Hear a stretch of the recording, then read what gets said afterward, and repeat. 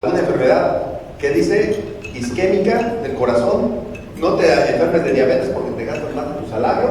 Dice, lo único para que te alcance en este país es para la hipertensión. Enférmate solo de eso. Dice, obviamente, si vas al gasto de salud, esta línea intermedia nos dice cuánto gasta en promedio el mundo, o cuando menos los países de la OCDE, en salud. De nuestro bolsillo, ¿cuánto gastamos? Pues nosotros somos el segundo lugar, con más del 40% del gasto, del dinero que sacamos de nuestra bolsa, se va a nuestros gastos de salud. Vean esto, en tema de obesidad, vean dónde estamos. Es la segunda línea. Y la tendencia es que para el 2030 el 40% de los adultos mexicanos tendrán obesidad. Hagamos una estadística aquí. ¿Quién está gordo en esta mesa? Y si no estamos gordos, estamos panzones. Y si no estamos panzones, estamos enfermos por cuidados en el pasado. ¿De acuerdo? Los únicos sanos son los jóvenes. Y están sanos porque están jóvenes, ¿no? O sea, no porque realmente tengan hábitos alimenticios. Ven nuestra comida, ven. Viene con miel, viene con granola, viene con todo. Es una cantidad de azúcar abismal la que probamos aquí en México, ¿no? Y además tenemos el panecito que es de entrada. Entonces fíjense bien el tema de fondo. Cuando vemos el gasto público, muchachos, esto es lo que se gasta en salud. Vean, la OCDE es esta línea amarilla. México es este de acá abajo, pero no creas que lo azul es lo que gasta México. Gasta este puntito que está aquí, que es el 2.5. El 2.5 gasta México en los servicios de salud. Vean más o menos en qué gasta México. En salud, 2.5 del PIB, ¿de acuerdo? En educación, 3.7. En protección social, 3.9. En combustibles y energía, gasta 4.7. Cuando ustedes hacen una evaluación, dice, voy a atacar la corrupción. Muchachos, la corrupción es multifuncional. La corrupción es multifuncional. Ni la ONU ha podido definirla. Los delitos de corrupción que existen en Europa, porque allá sí hay delitos de corrupción. Los delitos de corrupción simplemente albergan el cohecho, el peculado, la malversación, el robo, el beneficio no pecuniario, por ejemplo, que, oye, dale chance, deja lo que pase, es cuate, deja lo que pase. Hasta eso es corrupción. Entonces, el delito de corrupción alberga toda una serie, una fenomenología impresionante. México no alberga ni siquiera un concepto. ¿Qué pasa? Y dice, para acabar con la corrupción, quiero que sepan que México está en el puesto de 138 de 180. Es decir, para que tengan una calificación, el que llega al número 100 es porque no es corrupto. El que llega al número 0 es altamente corrupto. Nosotros tenemos 2.8 de calificación. Estamos 3 lugares por debajo que el año anterior que fue evaluado, el 2017. Ahorita estamos comparados con Irán, con Guinea, con Líbano, con Nueva Guinea y con Rusia. Esa es nuestra comparación actual, con Irán y con Líbano. Nada más para que se den una idea. Países que han estado en guerra, que tienen niveles de terrorismo, baja inversión, bajos niveles de confianza. Estamos comparados con esos. Vean, nosotros estamos entre los 5 países con calificación más baja y solo estamos arriba 10 puntos de Venezuela. Naturalmente, este declive regularmente se le atribuye a la falta de libertad de expresión y de prensa, que son las causas que han detonado todo. Que llego y le digo a Julieta, ¿sabes qué, Julieta? No digas nada en el Z, porque si dices, entonces te echas a AMLO encima, ¿no? Y nada más, si sacas algo contra Bonilla, cuidadito, ¿no? Es decir, ese temor a poder hablar es lo que está generando el incremento de la corrupción. Ahora, les pregunto, ¿se ha recimentado en 6 meses el cambio? ¿Se ha recimentado? Porque yo por mi actividad, mi trabajo y mi profesión, tengo acceso a veces a funcionarios de muy alto nivel, ¿no? Y funcionarios de muy alto nivel, entre ellos estaba Carlos Ursúa, antes de que saliera, me pedían opinión en muchos temas. Y yo lo único que les hacía la reflexión, me decía es que queremos cambiar. Y le digo, bueno, Usted no se preocupe por cambiar, usted preocúpese por sentar los cimientos de un nuevo país. Si usted recimienta el país, entonces ya deja una nueva política pública y adelante. Por ejemplo, ¿cuál es la forma de recimentar más clara? ¿Por qué los países desarrollados han funcionado? Porque tienen un sistema de transparencia abierto. Haces un contrato y lo abres. Y puedes ver el contrato, puedes ver quién compró, puedes ver la empresa. No hay adjudicaciones directas. No hay como aquí que dejas una fianza para construir la carretera. Terminas la carretera y cancelas la fianza. Ahí la fianza queda abierta 20 años para que garantices el producto. Y después de 20 años puedes retirar la fianza. Y mientras esa fianza tú tienes que garantizar que esa carretera está bien. ¿Y qué hacen aquí? Se roban, mala calidad, mala terracería. Ese es el problema. Hay que abrir. Y si abrieras todo, ¿qué pasaría si abrieran las cuentas públicas? Pues saldría lo que se robó. Cada uno de los gobernadores que han pasado por aquí, cada uno de los presidentes municipales, quienes somos empresarios que están beneficiados, si abrieran las cuentas públicas, ¿de acuerdo? ¿Las van a abrir? No, si no las puedes abrir, si no eres capaz de hacerlo, pues menos vas a transitar. Ahora, fíjense bien. Los discursos de la mañana de AMLO que sale y esas reuniones están generando incertidumbre, están generando más incertidumbre. A nivel inversión, esto está preocupando. A nivel inversión, esos discursos de ocurrencia llegan a creer la inversión, porque la inversión, recuerden que quieres abrir una maquila y sabes que la construcción de la maquila son 2 años, sabes que la producción o el montaje de las máquinas es otro año. Entonces tú sabes que es un periodo, cuando menos tienes que traer un plan de 15 o 20 años, ¿cierto? Entonces si dice un cuate cada mañana que despierta se le ocurre algo, yo no sé qué se le vaya a ocurrir en estos 3 años de mi proceso de inversión. Y por tanto la inversión se contrae y dice, no, con permiso, yo no le juego a este país. Ese es un tema que es muy profundo y que tenemos que ir cuidando. Ahora, fíjense bien.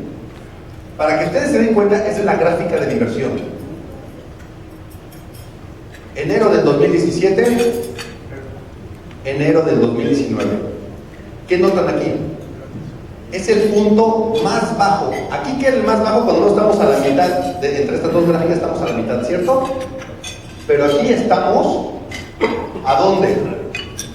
A un nivel que está alrededor de 1.6% de inversión. Estamos en el punto más bajo. La economía va creciendo. Cuando la economía tiene un susto, se contrae, ¿no? Es como la mujer cuando le da contracciones, ¿no? Entonces, ¿la economía qué pasa? Se contrae naturalmente. A los bancos, los inversionistas, el tipo de cambio, todo falta. Primer efecto. Segundo efecto, después de la contracción, empieza una desaceleración. Pero si ese carro no solo se desacelera, sino que se empieza a detener, entonces empezamos con un efecto recesivo. Y si la recesión empieza a caminar hacia atrás del carro, entonces estás en una crisis severa. ¿Qué pasa aquí? Muchachos, sí, esta es una señal, es una primera señal. El crecimiento, fíjense bien. Llega la ley de ingresos y el presupuesto de ingresos y dicen, ¿sabes qué? Vamos a crecer, siempre ya saben como en México, ¿no? De 2 a 3 puntos y bla, bla, bla, y bla, bla, bla. Bueno, el día de ayer, vean lo que dice Banco de México. Se prevé, usando el sistema de indicadores compuestos coincidente y adelantado, una desaceleración en el siguiente trimestre y ligera recesión. No lo está diciendo Hugo, Paco ni Luis, lo está diciendo el Banco de México. ¿Y qué pasa con los bancos? Citibanamex el día de ayer dice, México le doy la calificación a 0.2 de crecimiento. 0.2, es decir, prácticamente no vamos a crecer, muchachos, este año. Y tanto vamos a crecer que ya vamos en julio, no vamos a entrar a agosto. ¿Ya qué te queda? ¿Y que vas a crecer en los últimos meses? Entonces, Banco de México ya dijo que va a haber una ligera recesión. Y esa palabra de ligera recesión, muchachos, en términos macroeconómicos, significa que viene algo espantoso para nosotros.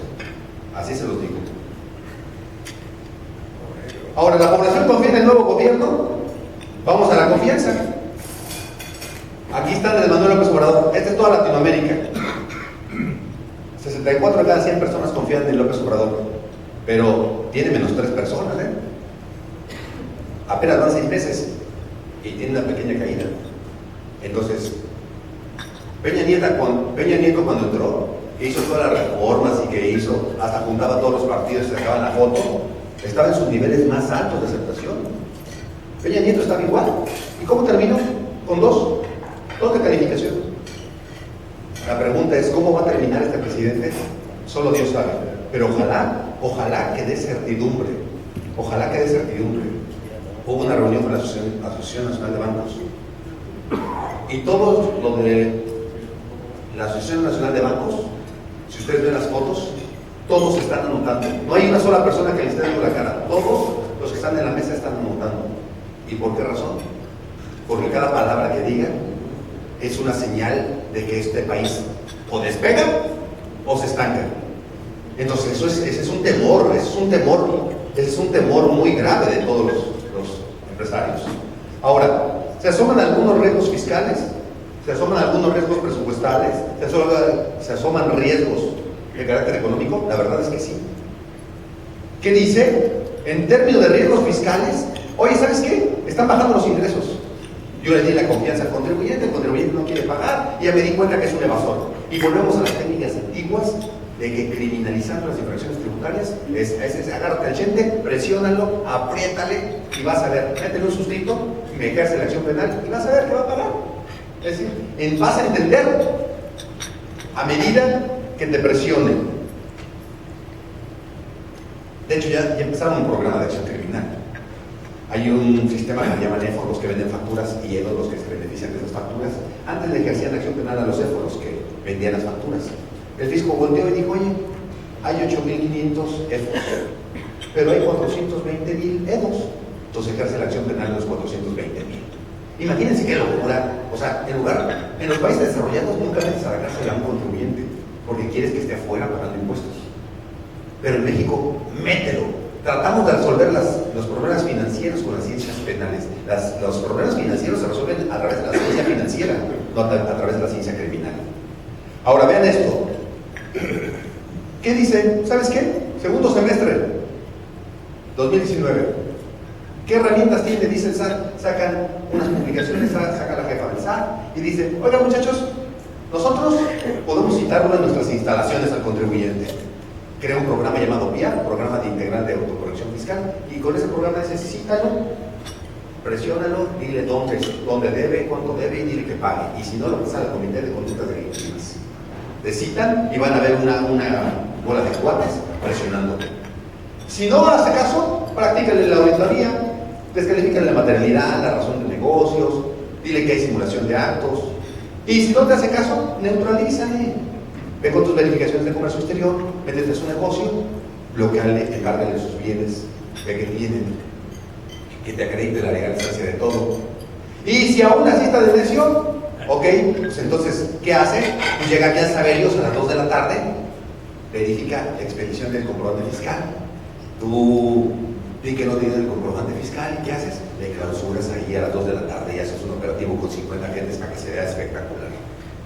Eso es así, ese sistema. Y así está desarrollándose. Para eso hay temas de ejemplaridad, ¿no? Ese tema de Vicente Fox, que tiene créditos fiscales, son temas de ejemplaridad, ¿eh? Eso no le van a hacer nada a ese hombre. Nada, en absoluto. Pero son temas de ejemplaridad para que mire población. Si puedo agarrar a Vicente Fox, ¿no te podré agarrar a ti? No, ¿tú quién eres? Él, Vicente Fox, lo puedo agarrar, ¿eh? Pues tú, ten cuidado. Esos son meros temas de ejemplaridad, que al final de cuentas no le hacen nada. Fíjense bien, el embargo de cuentas bancarias se realiza en este país. Junto con el embargo se realiza la inmovilización de cuentas. En ningún sistema moderno México es tan estúpido en términos de política fiscal, que llega y dices, tienes un adeudo, Julieta, me debes 100,000 pesos. Y yo, fisco, hago mi acto de exacción. mi acto de exacción, la exacción es el cobro coactivo. Y no me pagas, te embargo las cuentas bancarias, te las embargo, es decir, las congelo. Y te digo, págame. ¿Cómo te pago, huevo? Si tú ya tienes bloqueadas las cuentas. Ya no le entra dinero, ni sale dinero. Y te dice, págame. Y no me pagas, entonces las inmovilizo y las transfiero, ¿eh? Pero como para que logre eso se va a tardar 2 años en los juicios, Dios mío, tienes 2 años parada tu cuenta bancaria. Pero agarras a un abogado, el abogado logra liberarlas y dicen, ¿sabes qué? Ah, ¿la logró liberar? Pues entonces que no pueda facturar. Cancela el certificado de cero digital. Fíjense bien la presión, la mentalidad fiscal. O sea, presiónalo, acábalo. ¿Por qué? Debes de estimular la inversión, debes de hacerlo productivo, debes de darle confianza. Los sistemas fiscales trabajan bajo un sistema de confianza. En México se trabaja bajo un sistema de desconfianza. En los sistemas fiscales se admite la presión, pero en México existe la represión. Entonces son temas muy delicados. ¿Saben qué hacen? Ay, ¿sabes qué? Llegan las pulgas a las 2 de la mañana o a la 1 de la mañana, a la hora que haya más gente. Di que no se destruyó una cerveza y clausura el local. Pero ¿qué hacen? En realidad no les vale el bar, ¿no? Lo que les importa es el efecto de todas las personas que ven el operativo. Ese es el tema que les importa. Decir, mira, así vas a aprender. Así sigue actuando el sistema fiscal. Y el sistema fiscal ha dado esa autorización para que eso ocurra. Y nos vamos a enfrentar en el 2019 a esto. Casos de ejemplaridad, no se diga, ¿qué pasó con el abogado que agarraron por lavado de dinero? De mí se van a acordar, muchachos. Lo mismo que el Bester Gordillo. El Bester Gordillo la agarraron, se aventó 4 años y salió absuelta. ¿Y por qué salió absuelta? Porque la defraudación fiscal no tiene que ver nada con la delincuencia organizada. Y si a la defraudación fiscal le reclasificas y le haces delincuencia organizada, está bien, lo tiene recluido el pobre. Pero al final el tipo no lo puedes armar. Es como armar un rompecabezas de 100 piezas con solo 3 piezas. Pues el juez lo tiene que soltar. A ese juez lo van a soltar, de verdad que lo van a soltar, lo van a tener allá adentro un rato. Pero lo van a acabar soltando porque la reclasificación del tipo es absurda totalmente. Fíjense bien, esto ni les asusta si van a empezar a llegar correos, mensajes, textos de voz, anuncios de televisión, redes sociales. Lo que quiere el fisco es, ahorita, su política es que sientas la presión permanente, ¿de acuerdo? Te presumen, todos los que detengan, te los van a presumir así como el abogado, todos te los van a presumir. Si tú te pones el brinco, tengo la procuraduría fiscal que te meto a la cárcel. Si tú ejerces acción penal, para colmo tenemos ministerios públicos. ¿Cómo son los ministerios públicos? Una vergüenza para este país, es una vergüenza. Funciona lo que quiere funcionar, no funciona lo que no quiere funcionar. Aquello que es ilegal lo puedes legitimar, lo puedes mandar a la reserva, lo puedes mandar al archivo. El tema se llama precio. Eso ocurre hoy. Y no ocurre el año pasado, el sexenio pasado, ocurre hoy, en este día, a esta hora, en cualquier parte. Y hay unos negocios que se hacen que no se imaginan, muchachos. No se imaginan los negocios que se hacen. Y esos son los ministerios públicos que tenemos. Además, tenemos jueces negligentes. Tenemos jueces, el que no sabe. Tenemos jueces, el que no quiere trabajar, el que está del lado del sistema, el que te pide dinero a través de un tercero, el que tiene miedo que no lo muevan y que estén en su confort y mejor le da la razón al fisco o al gobierno o al que sea. Y para colmo, tenemos funcionarios del SAT que ahora son ministros que están incrustados en el sistema. La pregunta es, ¿cómo está funcionando este país? Bajo especulaciones y bajo presión. Especulaciones y presión. Especulaciones porque todo un sistema de declaraciones en la mañana genera especulaciones. Un plan nacional de desarrollo que todo es especulativo, nada es concreto. Y presión porque para que entiendas, te hago que pagues. Y te voy a sacar lana porque necesito 5.83 millones, porque ese es el nivel presupuestal programado. ¿Qué pasa? ¿Qué nos enseña esto? La 4T realmente nos enseña que trae un cambio. La verdad, muchachos, esto de 4T y esto de 5T o esto de lo que le quieran llamar, esto es pura demagogia. En un término científico, no en vano renunció el secretario de Hacienda, no en vano se ha movido gente del Banco de México, no en vano, porque los técnicos sí se asustan, ¿de acuerdo? El técnico sí se asusta porque conoce las responsabilidades. El que es ignorante no las conoce, ¿cierto? Esa es la parte que es dolorosa aquí. Tenemos presupuestos de inercia. ¿Cuándo podemos cobrar? ¿Cuándo podemos repartir? Cancelo unos programas y yo doy otros. Ahorita están hasta regalando el dinero a los niños, ¿no? Ya nada más quiero ver qué va a pasar en algunos años.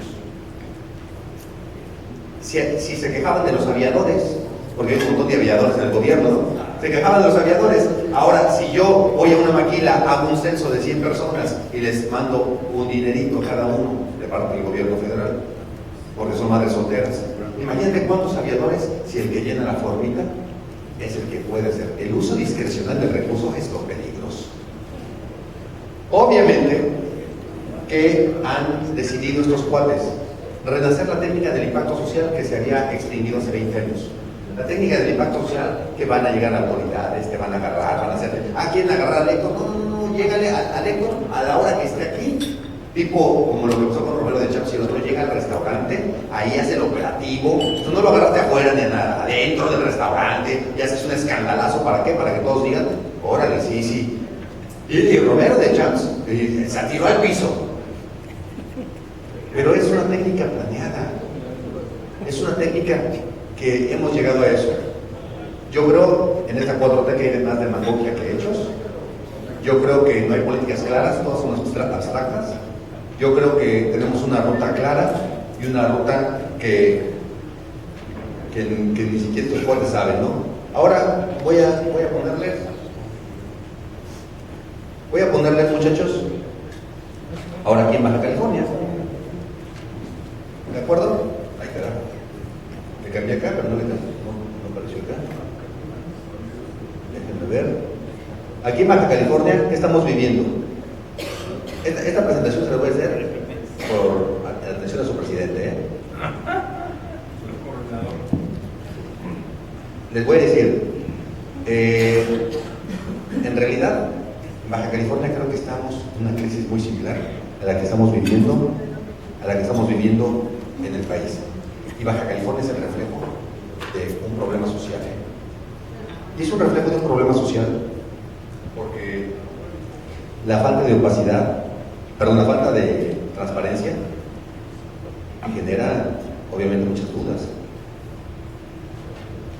Y les voy a exponer. En Baja California hay dos problemas. Uno se llama Decreto 335 y el otro se llama Decreto 112. Decreto 335 tenía 4 proyectos. Primero querían endeudarse con 12.526 millones. Se los voy a resumir. 12.526 millones. 4.000 millones de pesos eran improcedentes. Eran cupones cero que costaban muchísimo más de 1.000 millones de pesos costaba refinanciarlos que dejarlos así, costaba más. 4.000 millones, y cuando le preguntas a los del gobierno del estado, oye, ¿por qué estás haciendo esta locura? Dicen, no, bueno, es que nosotros metimos a todos los créditos y ya después vamos a empezar a depurar. Una comisión que estaba alrededor de 200 a 300 millones de pesos, ¿de acuerdo? Una comisión bancaria. Pero no una comisión para el banco, una comisión para el intermediario que iba aparentemente a refinanciar. O sea, todos los del Estado que llevan ahí incrustados 20 años no tenían la capacidad para hacer una negociación y un refinanciamiento. Tienes que contratar a alguien que se llevara 200 millones para que le dijera a los bancos que querían refinanciar 12.600 millones. ¿Qué hicimos? Presentamos el amparo contra ese decreto. Segundo, pedían 2.600 millones de pesos para pagar unos cortos, para jubilaciones, pensiones y maestros. Pedían dinero. Dijimos, oye, cuate, ¿cómo estás pidiendo 2.600 millones? Mientras se llevaba la problemática, se subsanó el tema financiero de los maestros, se subsanó. Entonces dijimos, oye, ya está subsanado el tema de jubilaciones, pensiones y maestros, que era para lo que querían los 2.600 millones. Y dice, ok, no te preocupes, sí, tienes razón, ya los subsanamos, pero esos 2.600, a ver, los ocupamos en otra cosa. ¿Cómo, huevón? Si estás pidiendo 2.600 para este etiquetado para esto, y ahora ya subsanaste esto y dices que lo ocupas para otra cosa. ¿De acuerdo? Vean qué grave. Por eso se incluyó en ese. El tercer tema, la APP, la desaladora de Rosarito. ¿Eso, muchachos? Primero costaba más de 9.000 millones de pesos. Después, en un plumazo le bajan a 7,400 millones. Pero imagínense, se hace el convenio del APP el 22 de agosto del 2016 y se le asignan los 7,000 millones. Pero ese mismo día salió del registro público la empresa. La empresa se tenía que constituir con 3 entidades, se constituyó con 2. Dejó 2 cláusulas en blanco y 5 anexos en blanco. Cláusulas en blanco, por 7,000 millones de pesos. Y cuando dices tú, oye, guate, ¿qué estás haciendo aquí? No, todo está transparente aquí. Todo es transparente. 2 cláusulas en blanco, así en blanco. Y 5 anexos en blanco. ¿Ustedes creen, muchachos, que en un sistema moderno puede pasar eso? A final de ese sexenio corriendo y haciendo todo eso, también eso fue parte del amparo. El 4 punto, el periférico Zapata. El periférico vale 1,400 millones de pesos. 1,400 millones de pesos, ¿de acuerdo?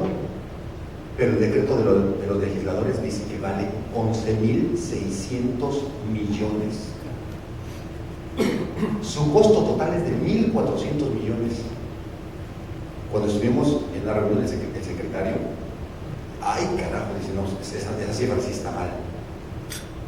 Después, cuando siente la presión social, dice, no, es que Hacienda pide una corrida financiera de ABC y que si vienen los meteoritos y si bajan los ovnis y los abusen. Ninguna corrida financiera da. El decreto dice, hágase costo total 11,600 millones y solo vale 1,400 millones. Entonces cuando se haga la obra, yo le pago a Héctor 1,400 millones. Y después, en el otro sexenio va a venir y va a decir, oye, me debes 10,134 millones de pesos, porque el decreto del legislador dice que son 10,134 millones de los faltantes. ¿Se dan cuenta lo terrible? ¿Se dan cuenta lo terrible? ¿Qué hicimos? Presentamos una demanda el 17 de mayo. Yo encabecé esa demanda, yo la encabezo, a mi nombre ahí. Encabezo la demanda. El juez de aquí le digo, paralízame estos huevones. Y paralízamelo, ese es el expediente que hay en el juzgado primero de distrito, y le digo que ya no me puedan celebrar actos que se refieren a la reestructura, que ya no celebren actos pendientes a lograr los compromisos que quieren adquirir, que no pidan los 2,600 millones. Por favor, que no se comprometan o afecten todo el fondo del FAFED. Por favor, que no hagan fideicomisos irrevocables. Por favor, que no dejen como garantía todos los recursos provenientes de participaciones presentes o futuras, porque prácticamente endeudaron. Estas empresas que hacen endeudan el Estado, ¿de acuerdo? Y aseguran las participaciones, los impuestos, los derechos, todo. Dicen, nosotros nos cobramos primero, y luego tú si te alcanzas, ya haces obra social. Entonces digo, tranquilos. Entonces yo les pido que paralicen todo eso, que no celebren contratos con la Secretaría de Hacienda, que no se endeuden, que obviamente que no paguen gastos de honorarios, de financiamiento, de reestructuración, que obviamente que no obliguen a los organismos de agua a que estén sujetos a estas condiciones que son leoninas. Total, les digo que no se lleve a cabo la desaladora y el periférico Zapata. ¿Se necesita? Está bien. Nada más no me dejes cláusulas en blanco. No más, no me dejes anexos en blanco. Está bien. Nada más que si 3 empresas van a hacerlo, tú me pusiste a 2 empresas en el contrato APP.